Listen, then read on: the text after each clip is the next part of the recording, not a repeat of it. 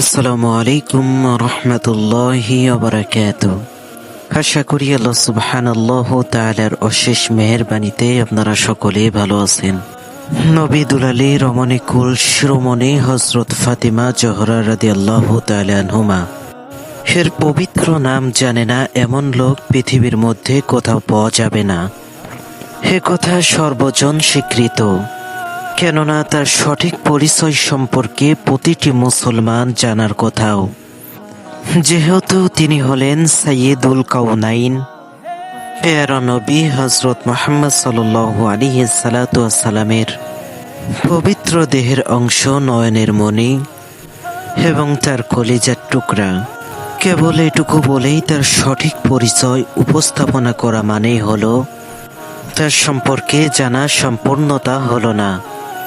যেহেতু তিনি ছিলেন খিলাফতের রাশেদা চতুর্থ খলিফা, ইসলামের বীর সৈনিক শেরে খোদা হযরত আলী রাদিয়াল্লাহু তাআলা আনহু এর প্রিয়তমা মহিয়সী, মুসলিম বিশ্বের শ্রেষ্ঠতম শহীদ, যাদের নাম ইসলামের ইতিহাসে চিরভাস্কর্য হয়ে রয়েছে, সেই হযরত ইমাম হাসান ও হুসাইন রাদিয়াল্লাহু তাআলা আনহু এর আম্মাজান হযরত ফাতিমা রাদিয়াল্লাহু তাআলা আনহুমা। হাদিসের এক বর্ণনা হতে জানা যায়, নবী নন্দিত খাতুনে জান্নাত হযরত ফাতিমা জোহরা জান্নাতি রমণী কুলের সর্দার বলে সকলের কাছে পরিচিত থাকবেন।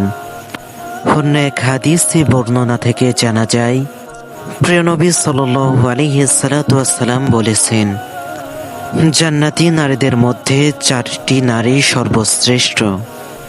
তারা হলেন ইমরানের কন্যা বিবি মরিয়ম, মুজাহামের কন্যা বিবি আসিয়া, খুয়াইলিদের কন্যা বিবি খাদিজা এবং মুহাম্মদ সাল্লাল্লাহু আলাইহি সাল্লাতু ওয়াসসালামের স্নেহের দুলালী রমণী কুলের শিরোমণি হযরত ফাতিমা রাদিয়াল্লাহু তাআলা আনহুমা।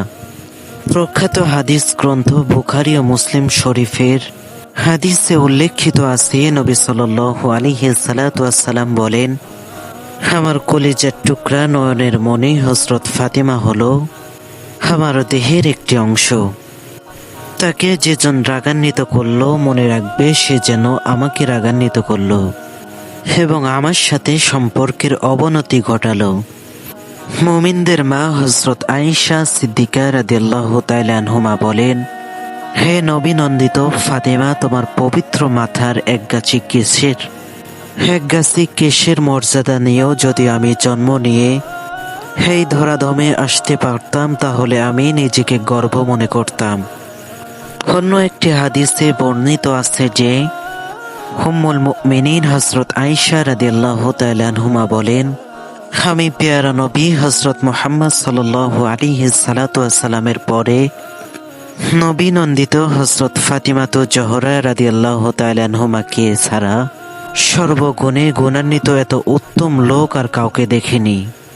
উপরের বর্ণিত হাদিসের মাধ্যমে একথা প্রমাণিত হলো যে, সারা মুসলিম জাহানের মধ্যে নবীর দুলালী হযরত ফাতিমা জোহরা রাদিয়াল্লাহু তাআলা আনহুমা এর মর্যাদা এবং সম্মান সকলের ঊর্ধ্বে। সম্মান ও মর্যাদার দিক দিয়ে ইহজগতে যেমন সকলের শীর্ষে, তেমনি পরকালে বেহেশতি বাসিন্দাদের নারীদের সর্দার রূপে গণ্য হবেন। ফাতিমা রাদিয়াল্লাহু তাআলা আনহুমা কেবল প্রিয় নবী সাল্লাল্লাহু আলাইহি সাল্লাতু ওয়াসসালামের স্নেহের দুলালী ও কলিজার টুকরা ছিলেন।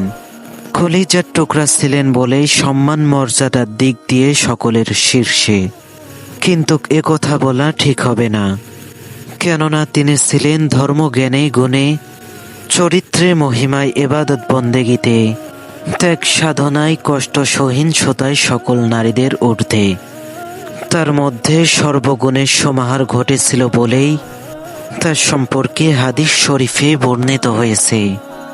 হযরত ফাতিমা রাদিয়াল্লাহু তাআলা আনহুমা প্রিয় নবী সাল্লাল্লাহু আলাইহি সাল্লাতু ওয়াসসালামের দরবারে কোনো প্রয়োজনে আগমন করলেও নবী সাল্লাল্লাহু আলাইহি সাল্লাতু ওয়াসসালাম তার মর্যাদা ও সম্মানার্থে এগিয়ে গিয়ে তার হাত ধরে নিয়ে এসে নিজের কাছে বসতে দিতেন এবং বসার সাথে সাথে স্নেহ মায়া মমতার বন্ধনে আবদ্ধ হয়ে হাত ও মাথায় স্নেহ চুম্বন করতেন।